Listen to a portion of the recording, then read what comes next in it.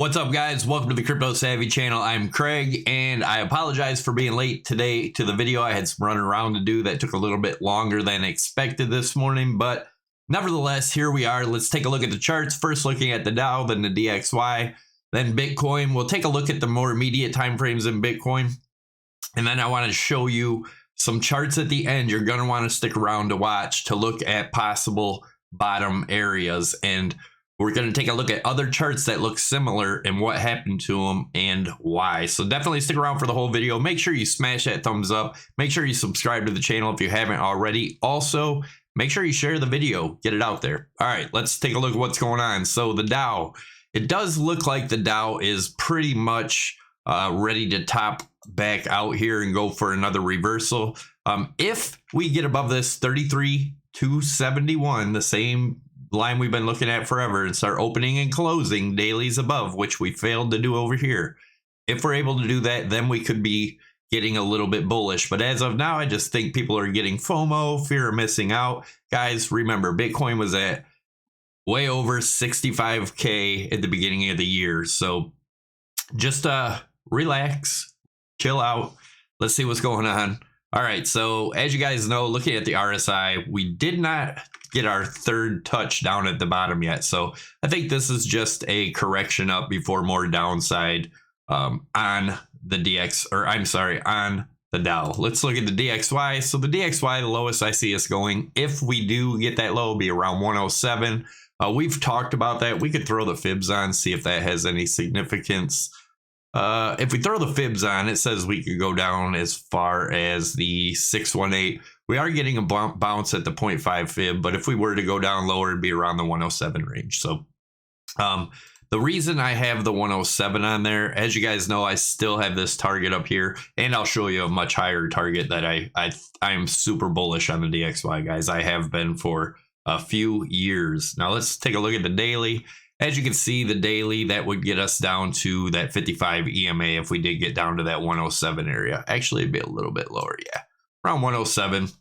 So if we get there, I do expect a major bounce, at least up to the 113 area. And then if we take a look at the weekly, I can show you why I've been extremely bullish on the DXY, and I remain that way.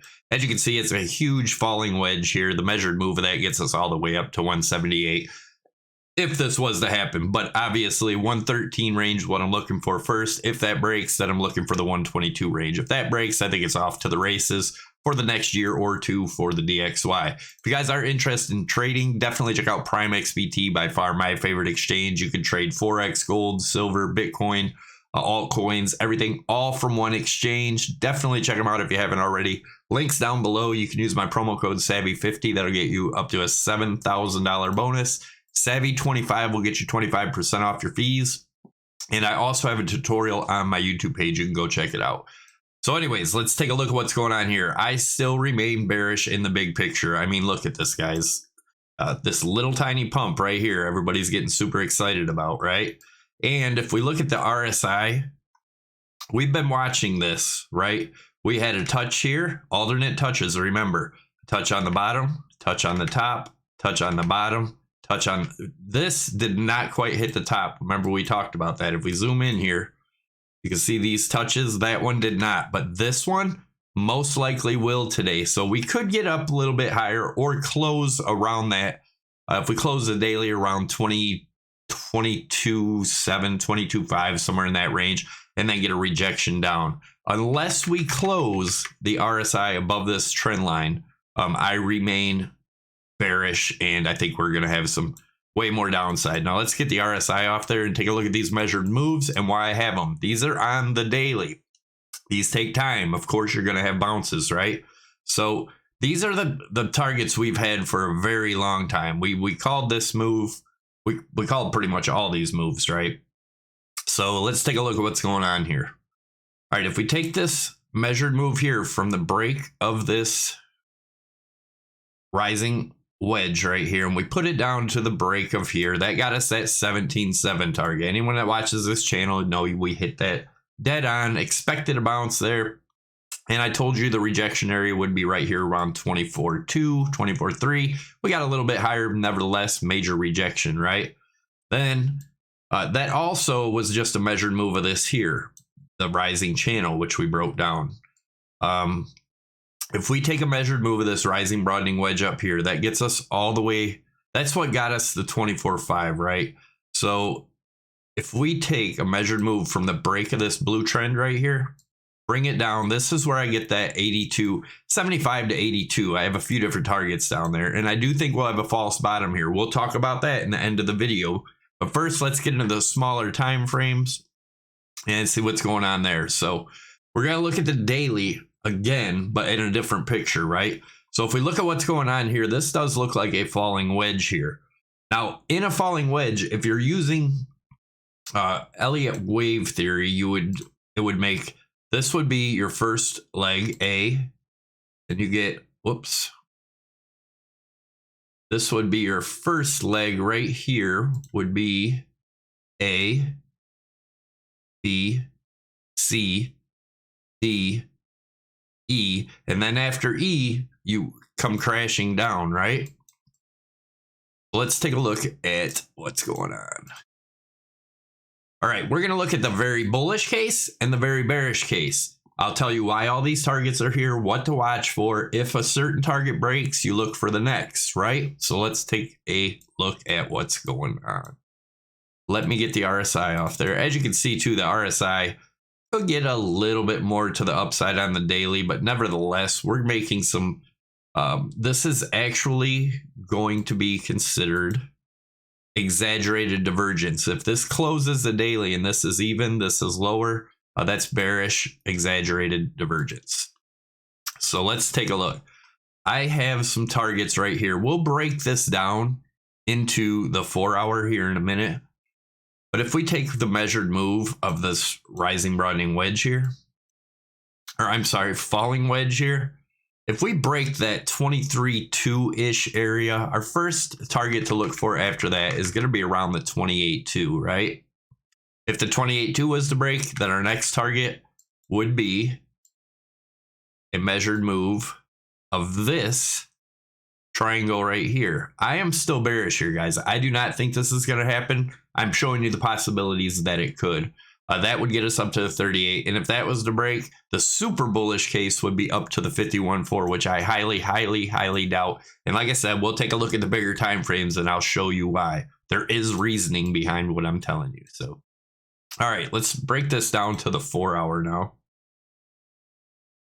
I'll show you kind of what I'm expecting if we do have the breakdown, right? So right now we are getting rejected right at this trend line. If we go off of this trend line here, off of these, all these wicks, and you guys know if you watch channel, I love the wicks. I'm not into measuring the bodies. Not saying that's wrong, but using the wicks has been very, very profitable to me, right? So we're getting rejected on top of this now. So if we come back down here, this trend line that the yellow descending triangle is on, right, is right about 18.6, 18.7, same area we were watching forever. We get this rejection here, we break that trend line, then our next stop's around that 15.5, right? I do not think this 17.5 is going to hold, especially if we get down to touch that. It's going to blow right through, I'm sure, guys. Let's take a look at the measured move of this. Also, I wanted to show you guys this. See this rising wedge here? Once this broke down, that gave us this target, which we hit right down to this area. Now, if this is to get a wick up, like I was talking about a possible wick today, could get up to around that 23.1 or so area, which is our white trend line. Definitely a possibility. So keep that in mind. If we do get a quick wick up here, I would definitely, I will put in more shorts. I've actually been laddering in shorts for a while. I'm a little underwater now, but that's why I ladder on low leverage so I can continue to add more. So if we do get our rejection here, fabulous. I do think our next target would probably get down. You can see here.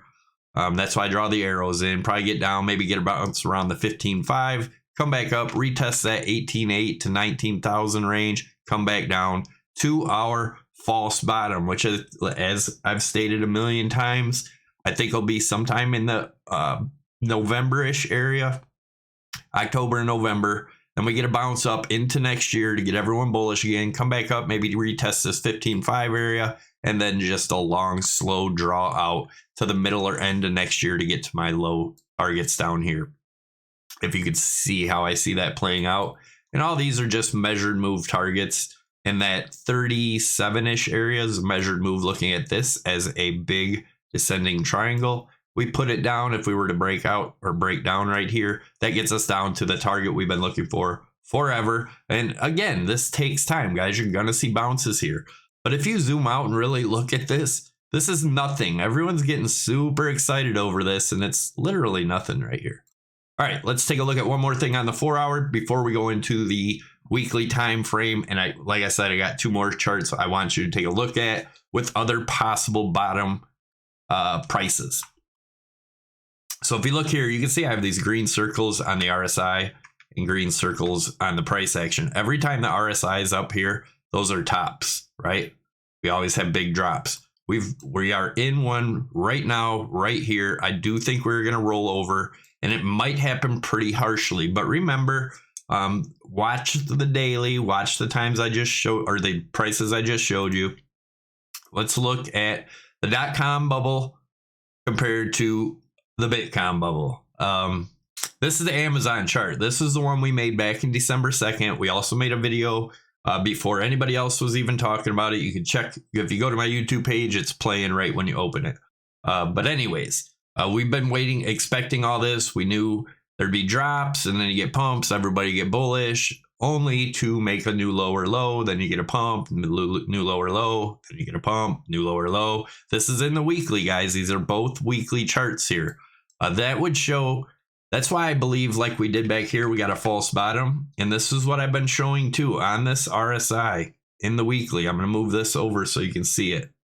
Right, this is almost the same thing going on too. We're right in this area. We got this big pump here. So could we get up into that 28, 29 area? We definitely could, because that's where our 55 EMA is right here. Actually, our 21 EMA, sorry, on the weekly. But as of right now, still looks like it's playing out perfectly. I do think we'll get a false bottom towards the end of the year. And then we'll break this trend line, just like we did here on the weekly. See where it broke? Everyone got it really bullish here. That was a 100% move. It looks small here, just like this move looks small. And now, you know, as of right now, but towards November, I think we're going to get our bounce because everybody believes in the 4-year cycle. So I think that's going to trick a lot of people. Then we're going to get the false bottom, get a big rally like I showed you on this chart over here. Where is it? That would be right here, November-ish, get a big rally all the way from 75 back to 15.5 area into the beginning of next year, and then come crashing down. I think it's going to be more of a slow, subtle crash, but we'll see. Go back over here. So anyways, that's what I think is happening right here. And then our ultimate bottom will be sometime in the middle or end of next year. I think it'll play out a lot like this did right here, as you can see. Once we broke out, we came back down to retest that trend line. Once we broke out here, that was got everyone bullish. Oh my God, it's a 3-year trend, or a weekly trend line broken. That's super bullish. Came back down to retest it, only to make a new lower low. Then at that time, everybody lost confidence in the market. It took 10 years for Amazon to break the all-time high. Now, this is what I wanted to talk about here. This Amazon drop was 95%, and it took what, 1.5 years, 2 years, something. Let me see real quick. I will put date range on there. Yeah, about 1.5 years. So same thing, middle or end of next year for Bitcoin to bottom, in my opinion. It's off of here. Why can't I get that off of there? Oh, there we go. So that's what I'm looking for. So that was 95%. If this was 95%, around that 3,500 range. Now, let's take a look at the Sony bubble pop, right? It's been 20 years and it still never broke its all-time high. Not saying that Bitcoin's going to take 20 years. I'm just saying nothing is a guarantee in these markets, guys. Everybody says if everybody thinks Bitcoin's going down to lows, then it's not. That's bullish. It's going to go up. Well, ultimately, 99% of people think that Bitcoin is going to break the all-time high in 5 years or 4 years or 3 years or whatever because of the 4-year halving cycle. Be careful, guys. That does not have to happen. So the Sony bubble pop was 93%, almost 94, 93.80. You go over here, that would put Bitcoin at 43. Same type pattern. You had a big false bottom right here, another false bottom on this one before coming down to make ultimately a lower low. Then we take a look at Nintendo's bubble pop, right? Same thing, but this was an 89% correction. If this was to do the same thing, it'd put us about 73. But as you can see, it did the same thing. It made a low right here, came up, had a little rally, and then just ultimately made a lower low. There's always a false bottom in these bubble pops, guys, so be careful. I hope you enjoyed the video. Make sure you smash those thumbs up. That's the least you can do. Doesn't cost you a thing. Also, subscribe to the channel if you want these daily updates and share the video. I will see you guys in the next one.